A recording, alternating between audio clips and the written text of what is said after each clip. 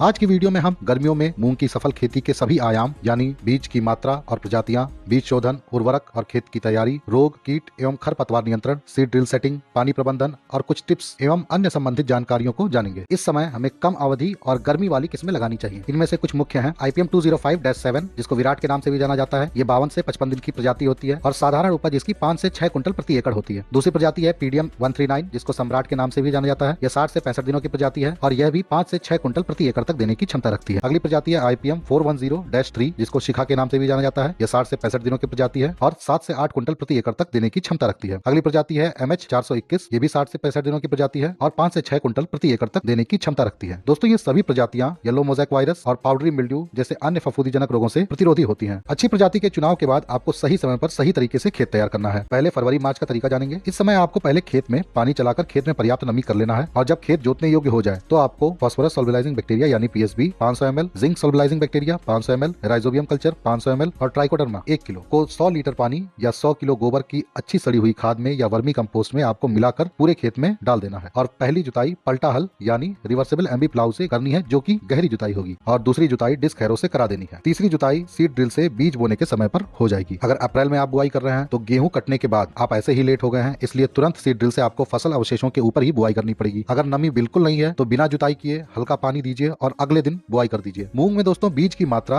8 से 10 किलो प्रति एकड़ के आसपास रहती है और कम मात्रा प्रति एकड़ होने के कारण ज्यादातर लोग सीड ड्रिल में इसकी सेटिंग कर ही नहीं पाते हैं, क्योंकि ज्यादातर सीड ड्रिल गेहूं वाले होते हैं जिसकी सेटिंग 10 से ही शुरू होती है और न्यूनतम और अधिकतम सीमा के आसपास कोई भी मशीन अच्छे से नहीं काम करती। इसलिए सीड ड्रिल में मूंग और इफ्को का नेचुरल पोटास दोनों को एक साथ मिक्स करके बुआई करनी चाहिए। इसके लिए आपको 25 किलो नेचुरल पोटास और 10 किलो मूंग का बीज प्रति एकड़ डालने के लिए आपको सेटिंग को 35 किलो प्रति एकड़ पे करना पड़ेगा, यानी दोनों के वजन को जोड़कर जो आता है वही सेटिंग आपके सीड ड्रिल की होती है। अब क्योंकि गेहूं के बाद जुताई नहीं करने वाली बुआई है तो सीड ड्रिल में एक कंपार्टमेंट में आपको दानेदार SSP लेना है यानी सिंगल सुपर फॉस्फेट लेना है और दूसरे में मूंग के साथ इफ्को का पोटाश लेना है। इस तरह खाद और बीज दोनों की एक साथ बुआई हो जाएगी, लेकिन दोनों ही तरीकों से बुआई में बीजों का शोधन आवश्यक है। इसके लिए आपको 2 ग्राम कार्बेंडाजिम प्रति किलो की दर से बीजों पर हल्के पानी के छींटे मारकर मिलाना है। सूखने पर राइजोबियम और ट्राइकोडर्मा कल्चर को 2 ग्राम प्रति किलो की दर से फिर से उसी तरह छींटे मारकर बीजों में मिलाना है, ताकि उसकी भी एक परत बीजों के ऊपर बन जाए। दोस्तों, मूंग में पहला पानी बुआई से पहले ही दे दिया जाता है और दूसरा पानी बुआई से 20 से 25 दिन की उस अवस्था पर देना होता है जब पौधे में कुल 8 पत्तियां हो गई होती हैं, यानी शुरू की 2 पत्तियां और 3-3 के 2 सेट। इस समय से पहले पानी देने पर येलो मोज़ेक वायरस की समस्या आ सकती है, क्योंकि इससे पहले पौधों में टर्शरी रूट यानी तीसरी जड़ें जो पानी और अन्य तत्वों को अवशोषित करती हैं वो नहीं बनी होती हैं और इससे पहले पानी देने पे एंथ्रेक्नोज यानी सड़न भी जड़ों में आ सकती है। इसलिए 8 पत्तों से पहले दूसरा पानी ना दें। तीसरा पानी दोस्तों 35 से 40 दिनों पर देना होता है और चौथा पानी 65 दिन या ऊपर की प्रजातियों में देना होता है 50 दिनों पर, या फिर अगर आपकी मिट्टी में ज्यादा बालू है तभी चौथा पानी देना चाहिए। भारी और अच्छी जल धारण क्षमता वाली मिट्टी में 3 पानी ही पर्याप्त होता है। मूंग की फसल में दोस्तों खरपतवार एक बहुत बड़ी समस्या होती है और इसके नियंत्रण के कई तरीके हैं। पहला और पारंपरिक तरीका है कोल्पा विधि। पहला कोल्पा दोस्तों 10 दिनों के आसपास निकाला जाता है, दूसरा 20 दिनों पर पानी चलाने से पहले और तीसरा और आखिरी कोल्पा 30 दिनों पर निकालना होता है। इसके बाद मूंग स्वयं ही इतनी बड़ी हो जाएगी कि नए खरपतवार इसकी छाया में दब जाएंगे और विकसित नहीं हो पाएंगे। दूसरा तरीका है दोस्तों रासायनिक, जिसमें पहली बार खरपतवार नाशक पेंडामेथिलिन का प्रयोग बुआई से 24 घंटे के अंदर कर देना होता है। इसकी मात्रा प्रति एकड़ 750 से 800 ml तक होती है, जिसको 200 लीटर पानी में आपको घोल कर देना चाहिए। इसको खेत में उल्टा चलते हुए स्प्रे करना चाहिए ताकि स्प्रे की परत पैरों से ना टूटे, जिससे इसका पूरा लाभ आपको मिल सके। दोस्तों, बिना जुताई वाली बुआई में पेंडामेथिलिन की कोई आवश्यकता नहीं होती है, क्योंकि गेहूं के अवशेष मल्चिंग का काम करेंगे यदि बुआई के बाद या बुआई के साथ ही आप खेत में पाटा लगा देते हैं तो। दूसरी बार खरपतवार नाशक दोस्तों दूसरे पानी के बाद यानी 20 से 25 दिनों की अवस्था के आसपास देना होता है। इस समय आप इमेजाथैपिड 10% SL का 300 ml से 350 ml 200 लीटर पानी में घोलकर प्रति एकड़ स्प्रे करना है। ये UPL का लगाम, HPM का चीता, अदामा का वीट ब्लॉक, परिजात का पारीमेज, बासफ का परस्यूट और अन्य कई नामों से मार्केट में उपलब्ध है। यह दवा सिस्टमिक होती है और जड़ों पर धीरे धीरे असर करके खरपतवारों को नष्ट कर देती है। ध्यान रहे दोस्तों, फूलावस्था के समय कोई स्प्रे नहीं लेना होता है, इससे परागण की क्रिया में समस्या आती है और फलियां कम बनती हैं। दोस्तों, मूंग में मुख्यतः yellow mosaic virus, powdery mildew, white fly, thrips, caterpillar यानी सुंडियों का प्रकोप सबसे ज्यादा होता है। कम अवधि की फसलों में संभलने का समय नहीं मिलता है, यानी इन फसलों में आपको बचाव पर ज्यादा ध्यान देना होता है, मतलब रोग या कीट लगने से पहले ही स्प्रे कर देना है। अब दोस्तों, क्योंकि दवाओं के काम करने की अवधि हमेशा साधारण अवस्था के हिसाब से होती है, लेकिन इस समय विषम परिस्थितियों में यह अवधि आधी रह जाती है, इसलिए स्प्रे